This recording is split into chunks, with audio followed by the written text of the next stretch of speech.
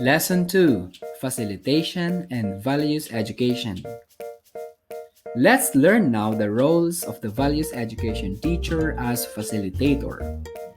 As a facilitator, he or she sets a conducive climate for learning, creates or provides structured learning activities, elicits meaningful experiences from the learners, shares personal experiences like stories, and models values for the learners.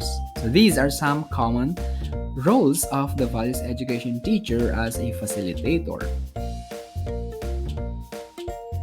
As facilitators, we can use the following strategies or tools during the facilitation classes. Stay neutral on content. Listen actively. Ask questions. Paraphrase to clarify. Synthesize ideas. Stay on track. Don't get lost. Give and receive feedback. Test assumptions. Collect ideas. And lastly, summarize clearly. So these are some tools that we can use in our facilitation classes. Now let's look at the best facilitator practices. The best facilitators probe sensitively into students' feelings. They create an open and trusting atmosphere. They make students the center of attention. They treat all students as equal. They listen intently to understand totally what is being said. And they work hard to stay neutral. They also ensure that participants feel ownership for what has been achieved, and they end on a positive and optimistic note. Well, how about the worst facilitator practices?